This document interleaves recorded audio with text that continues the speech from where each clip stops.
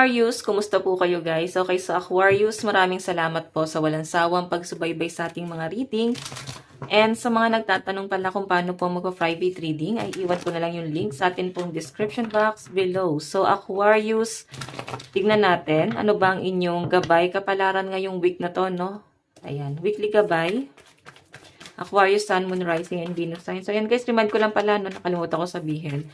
Maganda pa rin na alam nyo ang inyong Sun, Moon, Rising, and Venus sign para sa iba pang guidance. Okay? Aquarius. So, meron po tayong balance.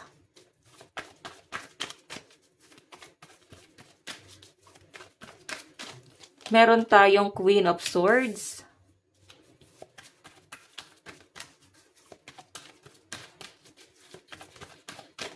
Okay. Meron tayong Nine of Pentacles. Wow, napakaganda nito guys. Meron kang sisimulan dito, pero i-condition mo muna yung sarili mo kung kakayanin mo. Kasi medyo mabigat to para sa energy mo ngayong week na to. Pero sa pinapakita sa akin guys, magiging successful ka dyan. Yun nga lang guys, ihahanda mo lang talaga yung sarili mo. Nakikita ko guys yung stability. Nandito yung Nine of Pentacles. Maayos ang daloy ng pera sa mga Aquarius ngayong week na to. Okay? Kumbaga para bang harvesting yung mangyayari, no? Mag-harvest ka ng mga, ano mo parang fruit of labor. Yan. Ito yung mga bagay na pinaghirapan mo, so maaaring ikaw ay makakabawi, no? Pagdating sa mga nawala sa inyo. Ayan, dahil sa mga bayarin, sa pag-i-invest, sa bills, pwede naglabas ka ng pera, so kailangan mo, no? Ayan Aquarius sa pinapakita sa akin dito. Ngayong week na to, mas magiging guarded ka pagdating sa inyong pentacles. Mas magiging matalino, i-manage mo talaga ng maayos. Maaring ipapaalam mo lang yung mga plano mo sa isa, no, sa trusted friend or pwedeng sa relationship, pwedeng sa partner mo. Sa kanya mo lang guys ipapaalam yung mga plano mo dito. Pwede kasi guys na parehas kayo. So yung energy mo guys is Queen of Swords. Ito guys ay someone na matalino. Someone na marami ng experience sa buhay. And yun nga lang guys, medyo walang action, no? Pwede kasi guys na binabalance mo nga. Kagaya ng sabi ko kanina, kinokondisyon mo yung inyong energy. Kinokondisyon mo yung sarili mo. So ayaw mo kasi guys na biglang gagalaw. Okay? So, yung iba sa inyo guys, kung ito ay patungkol sa inyong love life, nandun sa point na, ka pa rito guys, inaaral mo pa yung sitwasyon, hindi kayo magmamadali na pumasok sa parang pag-aasawa, kung mag-asawa na kayo guys, parang family planning to. Okay, kahit nakasama mo yung person mo, nandun ka sa point na, mas matalino ka pa rin, no? Matalino ka pa rin kasi ayaw mo na mamadaliin lahat ng mga bagay-bagay, decision mo sa buhay, okay? And nakakatuwa guys kasi mas pinapagana mo yung logic mo, yung pagiging matalino mo kahit na ikaw ay mahal mo yung taong to, kahit na ikaw ay, di ba, natatempt, no? Okay, natatempt ka pero yun nga guys, binabalanse mo. Sige, tignan natin guys, ano ba tong balance? Ano po itong balance?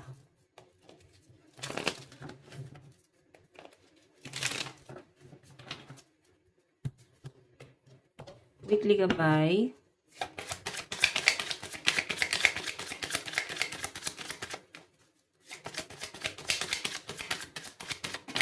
So, meron po tayong Page of Pentacles. Ano po itong balance? Okay.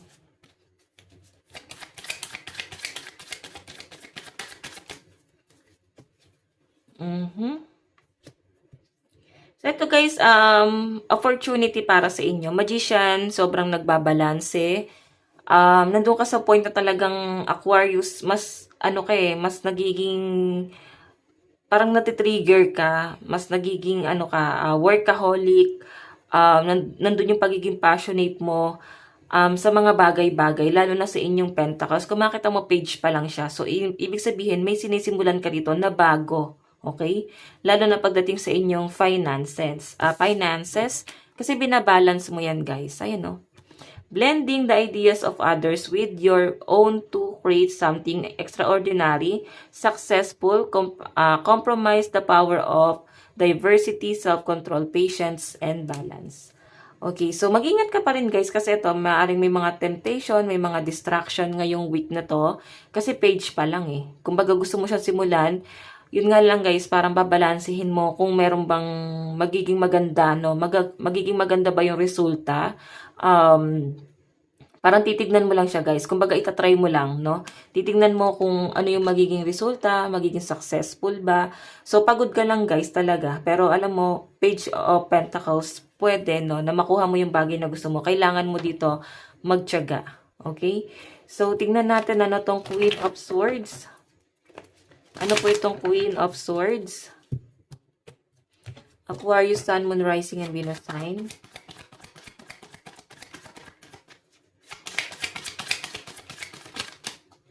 Meron po tayong Wheel of Fortune. Wow!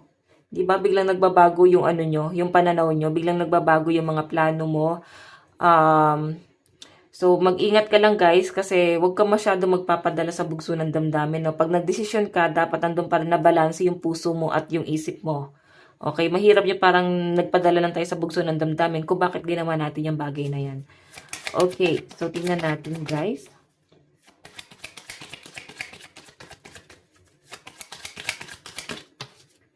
Meron po tayong The World. Okay. So, ito guys, tignan mo, parehas. Nakikita nyo guys, parehas naka-open arms, oh. Palipad. Ibig sabihin, napakaganda ng energy mo ngayong week na to. Kumbaga, na-overcome mo lahat ng blockages, natakasan mo na or inalisan mo na, nirelease mo na yung mga negative na tao sa buhay mo. Okay? Maaring na-overcome mo na lahat ng mga stress mo sa buhay, depression, anxiety, kasi nandun ka sa point na mas nagiging matalino ka na ulit. Okay? Gumagana ng maayos ang inyong decision making. Okay? So guys, ayan Aquarius. Nakakatuwa. Nakakatuwa. No? Hindi ko pa na nabati ng happy birthday ang mga Aquarius. So yun guys, happy birthday sa mga may birthday ngayon. Oo.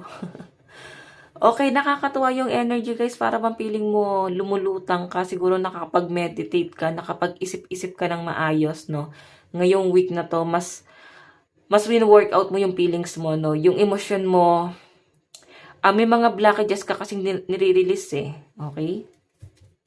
Yung mga negative energy. So, mas maganda na mag-salt bath para maialis mo na yan sa inyong enerhiya, guys, no? And papasukin mo lang yung mga positibong tao na bibigyan ka, guys, ng para bibigyan ka ng mga positive thoughts, hihilahin ka sa mga magagandang bagay, sa stability, di ba? Yan yung dapat lagi yung sinasamahan, guys. Okay? Ayan. Ano po itong 9 of Pentacles? Spirit Guide, Weekly Gabay, ni Aquarius. Siguro guys, ikaw ay parang bang maggagala-gala. Ay no, the world kasi parang kung sa tingin mo makakabuti sa inyo yung pag-alis, pag-unwind, pagre-relax gawin mo guys. No? Nakikita ko naman na makakatulong sa inyo. Maaring gusto mong gumala ngayon, mag-explore, kasama yung loved ones, mga taong mahal mo sa buhay, walang stress. So, nakakatuwa guys. Okay? May mga bonding, siguro kasama mo yung mga friends mo ngayon and family. Okay. 9 of Pentacles, meron tayong 10 of Wands. Meron tayong 5 of Pentacles. Yung iba sa inyo guys, maaaring nandun yung doubt mo. No? Sabi ko sa inyo, bigla kang ginigising dito na parang, uy, huwag ka magpakakampante. Maging mag-worry ka pagdating sa inyong source of income. Hindi habang buhay stable yan. So parang ganun guys, no? Pwedeng ginigising ka ng mga gabay mo or ni universe. Kasi pansamantala guys, na para bang nawawala ka dun sa focus mo sa trabaho. Okay, dahil sa mga distraction, may nagpabago ng mood mo. So kung makikita nyo guys, 9 of Pentacles, sobrang stable yung pera mo. Pero nandun ka kasi sa point na maaaring hindi mo siya guys gano'n napagtuunan ng pansin itong mga nakaraan at naramdaman mo yung struggle, naramdaman mo yung pagbabago ng kita mo. Ay na 5 of Pentacles is struggle sa finances. Na para bang ang laki ng pinagbago ng kitaan mo dito. Okay? Think positive guys. Nakakita ko yung pagiging mo dito, matalino kasi nga nagpaplano ka talaga ng maayos. Sabi na natin, pagod ka talaga sa sisimulan mo. Okay? Pero kung hindi mo kasi yan guys sisimulan, kung hindi ka susugal, hindi mo makikita yung resulta. Okay? So nakikita ko naman sa inyo guys, susugal ka ngayong week na to. Tingnan natin guys, ano yung advice sa inyo. Meron po tayong faith. 'Di ba? Magtiwala ka lang, guys. Ma-overcome mo yung stress na yan. Ma-overcome mo yung mga doubt mo dito, guys. Collaboration, so may mga tutulong naman sa inyo, guys. May kakampi ka rito. Kailangan, guys, give and take. Yun yung pinapakita sa akin. And ayan, no, backup, 'di ba? Kailangan meron kang backup plan. Kung hindi naging successful yung plan A, at least meron kang plan B. Okay? Siguro yung sinasabi rito, guys, kung bumabagsak ang inyong isang hanap buhay, kailangan meron kang ibang source of income. Okay, so tingnan natin, guys. Advice. Meron po tayong breath through the tension. Iba sa inyo, guys, kinakabahan ka ngayon. Oo, ano ba gagawin mo? Para bang grabe yung gagawin mo. Todo bigay talaga. Ngayong week na to. Okay, meron tayong think it through. So, yung sinasabi rito, guys, meron ka talagang pag-iisipan. At sinasabi nga nung card, pag-isipan mo ng mabuti yan, guys. Okay? Trust all will be well. Ibig sabihin, kailangan mo lang magtiwala sa plano sa inyo ni universe. Nangyayari sa inyo to kasi may dahilan.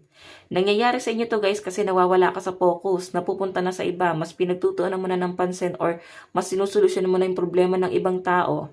Okay, napapabayaan mo yung sarili mong responsibilidad. So guys, ito lang po ang inyong reading hanggang sa muli. God bless and love you all. Thank you.